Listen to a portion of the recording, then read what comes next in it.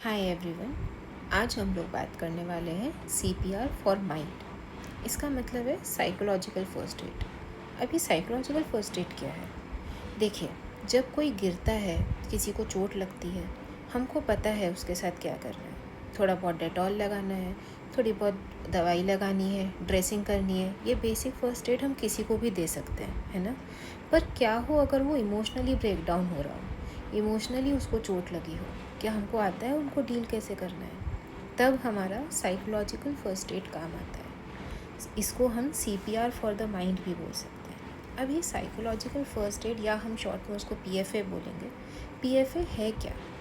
PFA है हमारा immediate emotional support. अब इमीडिएट इमोशनल सपोर्ट कब? जब कोई क्राइसिस हुई हो। इसका गोल केवल इतना रहता है कि वो डिस्ट्रेस को रिड्यूस करे और साथ में रिकवरी को सपोर्ट करे। तो ये हम कब करते हैं? After a crisis.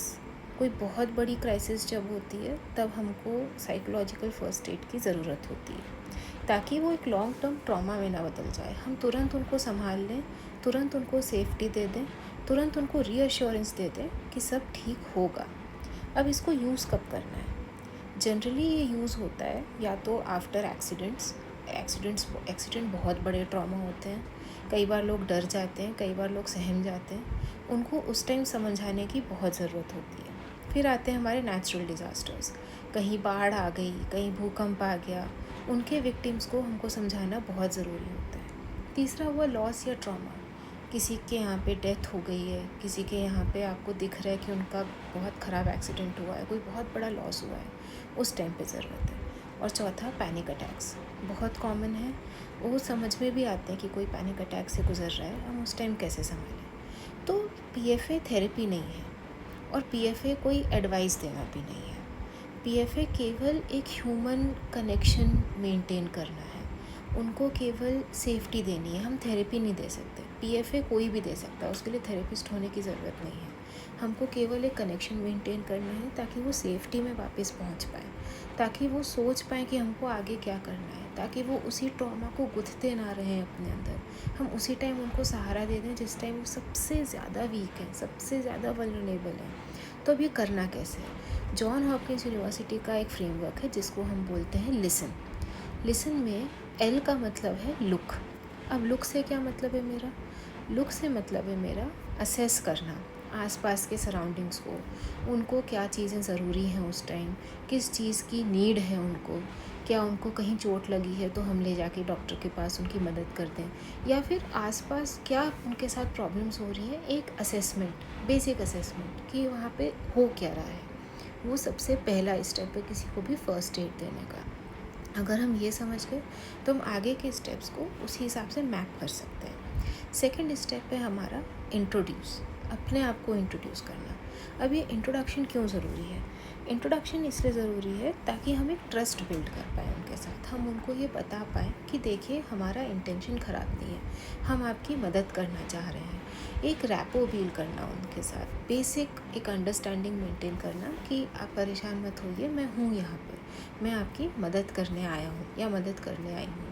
वो रैपो बिल्ड करना बहुत ज़रूरी है ऐसे लोगों के साथ, क्योंकि वो उस टाइम बहुत अनसेफ फील कर रहे हैं, तो किसी पे आसानी से ट्रस्ट नहीं करेंगे। तो हमको वो ट्रस्ट बिल्ड करना पड़ेगा, अपने आप को इंट्रोड्यूस करके, अपने बारे में बता के और अपने इंटेंशंस के बारे में बता के। तीसरा होगा हमारा S, जो कि है सपोर्ट। अब सपोर्ट से यहाँ पे क्या मतलब है? सपोर्ट से मतलब है यहाँ कंफर्ट, या फिर उनको रीअश्योर करना, उनको ये बताना कि हाँ, मैं हूँ यहाँ पे, अब आप सेफ़ हैं, अब आपको कुछ नहीं होगा, आप मुझसे शेयर कीजिए आपको क्या प्रॉब्लम हो रही है। एक उनको कंफर्ट देना, एक लिसनिंग के थ्रू उनको कंफर्ट देना, वहाँ पे बस रहना उनके पास। T से मतलब है यहाँ टॉक लेस। अब ये बहुत इंपॉर्टेंट पॉइंट है। टॉक लेस करेंगे तो क्या करेंगे? हमको करना है लिसन मोर। हमको सुनना ज़्यादा है, बोलना कम है। कई बार हमारा इंटेंशन अच्छा होते हुए भी हम अपने बड़बोलेपन के कारण किसी की हेल्प नहीं कर पाते। हमको यहाँ पे अपनी दिक्कतें, अपने पास ट्रॉमा शेयर नहीं करने कि हमारा भी एक्सीडेंट हुआ था, हमारे भी घर में डेथ हुई थी। ये सब चीज़ें हमको नहीं बोलना है। आराम से सुनिए, एक्टिवली सुनिए, उनको बोलने दीजिए, उनको अपनी चीज़ें बाहर निकालने दीजिए, तभी वो शांत हो पाएंगे। नहीं तो वो शांत नहीं हो पाएंगे, और उनमें अभी उतनी कैपेबिलिटी नहीं है कि वो आपके ट्रॉमा को भी प्रोसेस कर पाएँ। तो कम बोलिए, ज़्यादा सुनिए, केवल उनके साथ बैठिए, उनको अपना कान दीजिए, उनको अपनी लिसनिंग स्किल्स दीजिए। फिर आता है हमारा ई होता है हमारा एनकरेज।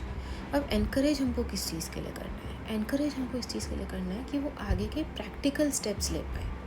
अब यहाँ पे प्रैक्टिकल बहुत बड़ा वर्ड है। प्रैक्टिकल का क्या मतलब है? प्रैक्टिकल का मतलब है कि वो आगे अब क्या कर सकते हैं इस सिचुएशन से बाहर निकलने के लिए। तो वो अब क्या क्या स्टेप्स ले सकते हैं हम देखते हैं। सबसे पहले होगा उनको अगर किसी से कंसल्ट करना है, उनको या तो किसी डॉक्टर के पास जाना है, तो वो एक पहला स्टेप ले सकते हैं अपनी रिकवरी की तरफ। या फिर उनको किसी थेरेपिस्ट से बात करनी है तो वो उस तरफ जा सकते हैं, जो क्राइसिस में जो थेरेपी दी जाती है उस चीज़ के लिए वो जा सकते हैं। फिर अगर उनको कोई फाइनेंशियल एड चाहिए तो वो उसके लिए प्लानिंग कर सकते हैं। हमको उनको एनकरेज करना है कि इस टाइम पे सबसे ज़्यादा आपको किस चीज़ की ज़रूरत है, ताकि वो प्रैक्टिकल स्टेप्स ले पाएँ, क्योंकि उनके दिमाग में अपने आप नहीं आएंगे। हमको उनको एनकरेज करना पड़ेगा क्योंकि वो परेशान है उसमें। फिर आता है एन, जो हमारा लास्ट स्टेप है, वो है नेटवर्किंग। अब नेटवर्किंग यहाँ पे हम कैसे करवा सकते हैं? उनको कनेक्ट करिए ऐसे लोगों से जो उनकी मदद कर पाए। उनको रिसोर्सेज बताएं। रिसोर्सेज कैसे? जैसे कि अगर कोई एनजीओ है जो इसमें काम कर रहा है, कोई फंडिंग अपॉर्चुनिटीज़ हैं जो इसमें हेल्प करती हैं। कई बार ऐसे फंड्स होते हैं जो ऐसे विक्टिम्स के लिए रेज़ किए जाते हैं। नेचुरल डिज़ास्टर की बात कर लें, कई बार डिज़ास्टर रिलीफ फंड्स होते हैं जिनसे हम हेल्प ले सकते हैं। एनजीओज़ होते ही होते हैं हर विक्टिम के लिए, जो स्पेशलाइज्ड विक्टिम एनजीओज़ होते हैं, हम उनसे कनेक्ट कर सकते हैं। या फिर कोई भी हेल्प जो हमको कोई पता हो कि कोई हेल्प कर सकता है, हमको उनसे कनेक्ट कराना है, हमको उनको रिसोर्सेज देने हैं, ताकि वो आगे के बारे में सोच पाएँ और आगे के बारे में प्लानिंग कर पाएँ।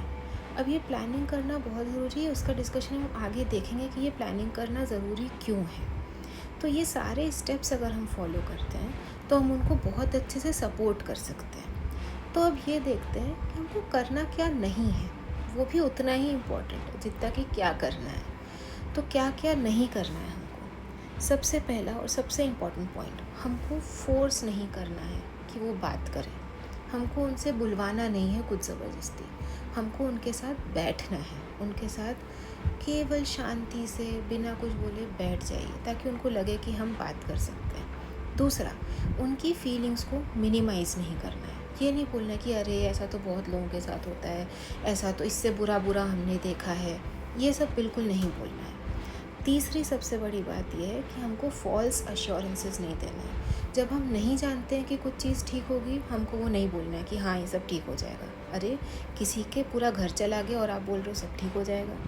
चौथी चीज़, हमको हमारा ट्रॉमा शेयर नहीं करना है। ये सबसे ज़्यादा इम्पोर्टेंट चीज़ है जो मैंने आपको पहले भी बोली है। अपना ट्रॉमा वहाँ नहीं शेयर करना है, उनकी चीज़ें सुननी है, अपनी चीज़ें नहीं बोलनी है, क्योंकि ये हमारी आदत होती है। हम शेयरिंग के चक्कर में अपनी चीज़ें बताने लगते हैं। वो चीज़ बिल्कुल नहीं करनी है। हमको केवल शांति से बैठ के उनकी दिक्कत सुननी है, तभी हम उनकी मदद कर पाएंगे। तो अब हम अगर साइकोलॉजिकल लेंस से देखें, ये स्टेप्स काम करते क्यों हैं? इनके पीछे भी कोई साइंस होगा? बिल्कुल है। सबसे पहला पॉइंट है कि ये चीज़ काम क्यों करती है, वो ये होती है कि ये हमारा एमिगडाला का जो एक्टिवेशन होता है उसको कम करता है। अब एमिगडाला एक्टिवेशन का क्या मतलब है? जो हमारा एमिगडाला होता है वो ब्रेन का वो पार्ट है जो इमोशंस को या फाइट वाले रिस्पॉन्स को या भागने वाले रिस्पॉन्स को कंट्रोल करता है। तो उस एमिगडाला एक्टिवेशन को रोकने के लिए हमको उनका कॉग्निटिव फंक्शन लेके आना है। कॉग्निटिव फंक्शन मतलब प्लानिंग। जैसे हमने देखा, आगे के स्टेप्स देखना, उनको एनकरेज करना कि वो आगे के बारे में सोचें, ये एग्जीक्यूटिव फंक्शन होता है। तो इससे हमारा कॉग्निटिव पार्ट जो है ब्रेन का वो जग जाता है। तो ये जो एमिगडाला है, जो केवल डर देख रहा है, जो केवल भागना देख रहा है, जो केवल डेंजर देख रहा है, उसका एक्टिवेशन कम हो जाता है, क्योंकि हमारा दिमाग प्लानिंग में लग जाता है। हमारा दिमाग इसमें ये देखने में लग जाता है कि हमको हेल्प कहाँ से मिल रही है, हमको शांति मिल जाती है। तो ये जो एक्टिवेशन है एमिगडाला का, वो बहुत हद तक कम हो जाता है। तो हमारे अंदर जो डेंजर की फीलिंग है वो रुक जाती है। दूसरा जो इम्पोर्टेंट पॉइंट है वो है कि ये हमारा जो सेंस ऑफ सेफ्टी है या सेंस ऑफ सिक्योरिटी है या सेंस ऑफ कंट्रोल है उसको रीस्टोर कर देता है। हमको ये जानने में मदद करता है कि देखिए हम अभी भी ये स्टेप्स ले सकते हैं, आपके ये सिचुएशन अभी भी आपके कंट्रोल में है, आप आगे ये प्लानिंग कर सकते हो। तो उससे एक सेंस ऑफ होप भी मिलती है, सेंस ऑफ कंट्रोल भी मिलता है कि कुछ चीज़ तो है जो मेरे कंट्रोल में है। तीसरा सबसे इम्पॉर्टेंट पॉइंट है कि ये ट्रस्ट और सेफ्टी बिल्ड करता है। जब भी आप कोई बहुत बड़ी क्राइसिस से गुजरते हैं, कोई बहुत बड़े ट्रॉमा से गुजरते हैं, सबसे पहली चीज़ जो टूटती है वो होती है सेफ्टी और ट्रस्ट। ये वापस से वो ट्रस्ट और सेफ्टी को बिल्ड करने में मदद करता है। आप किसी दूसरे इंसान को ट्रस्ट करते हैं, वो आपको सेफ़ फील कराता है, ये बहुत ज़्यादा इम्पैक्ट डालता है हमारे माइंड पे, हमारे मेंटल स्टेट पे। इसलिए ये सारे स्टेप्स काम करते हैं। तो आज हमने इस वीडियो में देखा कि हम अपने माइंड को CPR कैसे दे सकते हैं, हम किसी को कैसे समझा सकते हैं कि अब आप सेफ़ हैं, उनका इमोशनल डिस्ट्रेस हम कैसे कम कर सकते हैं। ऐसे सिचुएशंस में आपको परफेक्ट वर्ड्स की ज़रूरत बिल्कुल नहीं है, आपको ज़रूरत है केवल एक सेफ़ स्पेस बनने की। उनको आप वो इमोशनल सेफ्टी दीजिए, वो अपने आप कोशिश करेंगे उस चीज़ से निकलने की। क्योंकि हमारा माइंड तो पूरे टाइम काम करता है, तो वो काम करना शुरू कर देगा अगर हम उनको वो सेफ़ प्रेजेंस देते हैं। और ये साइकोलॉजिकल फ़र्स्ट एड सीखना बहुत ज़रूरी है। मैं बहुत दुखी होती हूँ ये देखकर कि ये बहुत अनकॉमन है, लोगों को पता ही नहीं है कि अगर हम किसी को देख रहे हैं, किसी को पैनिक अटैक आ रहा है, कोई इमोशनली इंसान परेशान है बाहर, लोगों को पता ही नहीं उनकी मदद कैसे करनी है। वो ज़्यादा से ज़्यादा लेके वीडियो बनाने लग जाएंगे अपलोड करने के लिए। मैं चाहती हूँ कि हम लोग इतना अवेयर हो जाएं कि एज़ ह्यूमंस हम एक दूसरे की मदद कर पाएँ। ऐसे माहौल में, ऐसे सिचुएशंस में सबसे ज़्यादा ज़रूरी होता है सहारा किसी और का। हर कोई इंसान अकेले काम नहीं कर सकता, तो लोगों को CPR दीजिए, साइकोलॉजिकल फर्स्ट एड दीजिए और मदद कीजिए लोगों की। Good bye.